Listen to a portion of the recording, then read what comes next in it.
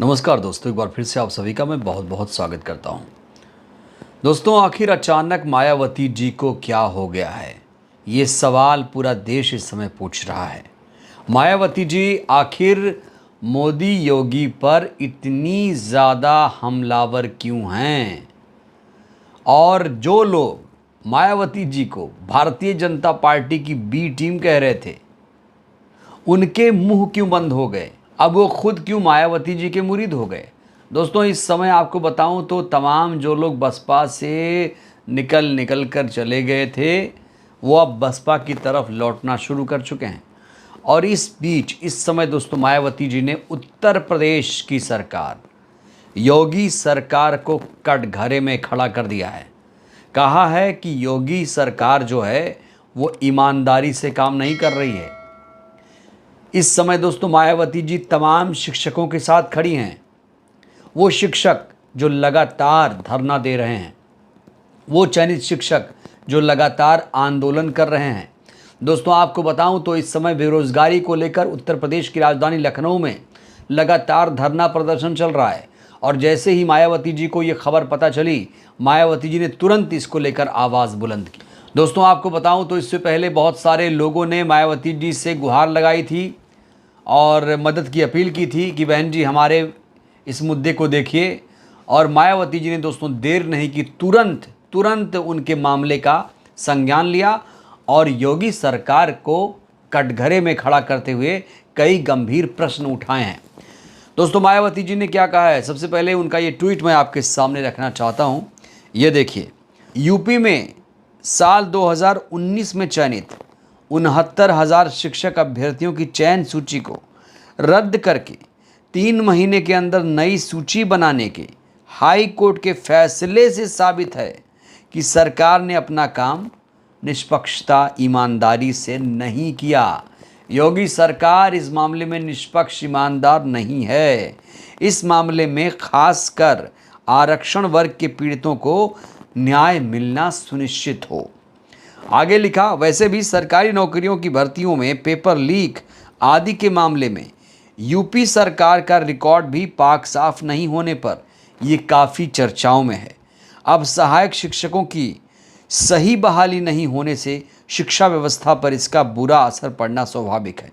सरकार इस तरफ ज़रूर ध्यान दे।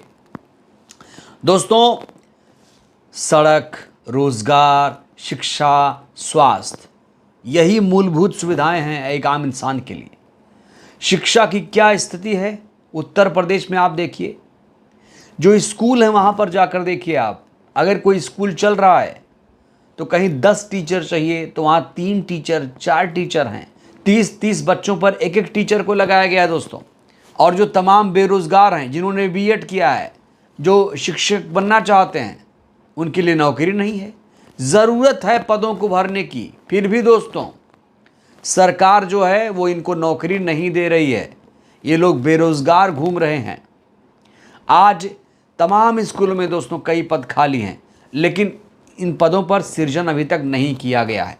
तो मायावती जी इस तरफ ध्यान आकर्षित करा रही हैं, कह रही हैं कि शिक्षा व्यवस्था जो है उसका बुरा हाल है, शिक्षा व्यवस्था को सुधारने की ज़रूरत है। सहायक शिक्षकों की सही से बहाली किया जाए। दोस्तों, जो शिक्षक हैं तमाम वो परेशान हैं, सही से उनकी बहाली नहीं हो पा रही है। बेरोजगार युवा लगातार प्रदर्शन कर रहे हैं, भर्तियां नहीं निकल रही हैं। रेलवे में कई वैकेंसीज हैं, उसमें भी सरकार लापरवाही बरत रही है। तो दोस्तों, डबल इंजन में ये सब चल रहा है, खाली पदों को नहीं भरा जा रहा है। और अब ये जो फैसला आया है, इसको लेकर मायावती जी ने सवाल खड़े कर दिया। कहा कि योगी सरकार निष्पक्ष, ईमानदार नहीं है। और अगर ईमानदार होती, ईमानदारी से काम करती, तो उत्तर प्रदेश की शिक्षा व्यवस्था बदहाल नहीं होती, बेरोजगार लखनऊ में प्रदर्शन नहीं कर रहे होते। दोस्तों, लोग ऐसा क्यों कह रहे हैं कि मायावती जी को अचानक ऐसा क्या हुआ? ऐसा इसलिए कह रहे हैं क्योंकि मायावती जी हर एक मुद्दे पर अपनी राय रख रही हैं। कोलकाता में जो हादसा हुआ, जो कांड हुआ, उसको लेकर मायावती जी ने ज़ोरदार हमला बोला है ममता बनर्जी को और कहा है कि ये नाटक नौटंकी नहीं चलेगी। संजय रॉय जो आरोपी है उसको फांसी की सज़ा दिलाई जाए, पीड़ितों को इंसाफ दिलाई जाए। वहीं दोस्तों जम्मू कश्मीर में चुनावों की तारीखों का ऐलान होते ही मायावती जी ने कह दिया कि हम भी जम्मू कश्मीर में चुनाव लड़ेंगे लेकिन गठबंधन नहीं करेंगे। हरियाणा को लेकर ज़रूर कहा कि हरियाणा में हमारा गठबंधन है। वहीं दोस्तों SC/ST आरक्षण को लेकर इस समय सबसे ज़्यादा मायावती जी मुखर हैं। सबसे ज़्यादा आपको जानकर हैरानी होगी, SC/ST रिजर्वेशन को लेकर मायावती जी ने अब तक 20 ट्वीट कर दिए हैं दोस्तों, 20 ट्वीट एक हफ्ते के अंदर सिर्फ एक मुद्दे पर। और प्रधानमंत्री ने लाल किले से जो भाषण दिया, उनके भाषण को लेकर दोस्तों तीखा हमला मायावती जी ने बोला।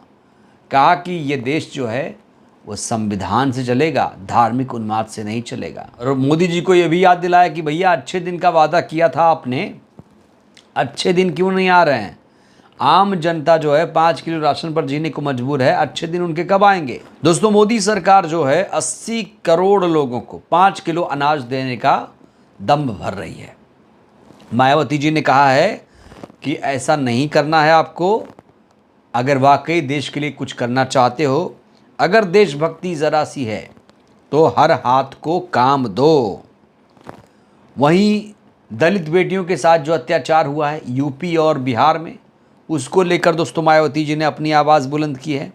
हाल ही में हिंडनबर्ग की रिपोर्ट आई थी, हिंडनबर्ग मामले में मायावती जी ने अपनी प्रतिक्रिया दे दी है और कहा है कि हिंडनबर्ग की जो रिपोर्ट है सरकार उसको हल्के में ना ले भाई, JPC जांच कराई जाए, JPC जांच कराई जाए।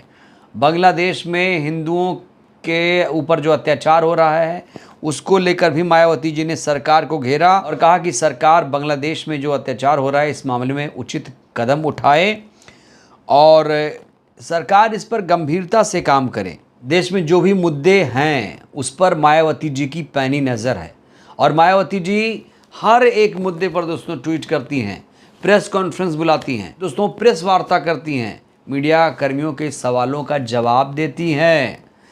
दोस्तों ये तो आपको पता ही होगा कि मायावती जी एक्टिव क्यों हैं। मायावती जी इसलिए एक्टिव हैं क्योंकि हरियाणा में चुनाव होने जा रहा है, महाराष्ट्र में चुनाव है, जम्मू कश्मीर में चुनाव है, बिहार में चुनाव है, झारखंड में, दिल्ली में दोस्तों ये चुनाव होने वाले हैं और इसीलिए मायावती जी की जो सक्रियता है वो बहुत ज़्यादा दोस्तों बढ़ गई है।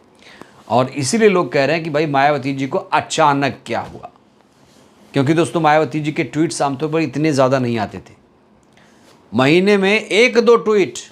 लेकिन अब क्या है कि एक दिन में 3 ट्वीट, 2 ट्वीट तो दोस्तों आ ही जाते हैं और एक ट्वीट 2 खंड 3 खंड में होता है। तो ये सक्रियता है दोस्तों मायावती जी की। बहरहाल दोस्तों इस वीडियो में फ़िलहाल के लिए बस इतना ही। योगी सरकार अपनी पीठ थपथपा रही है, कह रही है कि यहाँ तो बेरोज़गारी नहीं है, यहाँ महंगाई नहीं है, अब जो उत्तर प्रदेश है गरीब मुक्त हो जाएगा। इसको लेकर दोस्तों आपको क्या लगता है, क्या योगी सरकार सही कह रही है? क्या योगी सरकार जो काम कर रही है उससे आप संतुष्ट हैं? और मायावती जी ने जो रिएक्शन दिया है शिक्षकों के ऊपर, दोस्तों इस वीडियो को लेकर आप लोगों की क्या प्रतिक्रिया है? अपनी प्रतिक्रिया आप लोग ज़रूर दीजिए। बहुत बहुत धन्यवाद, शुक्रिया।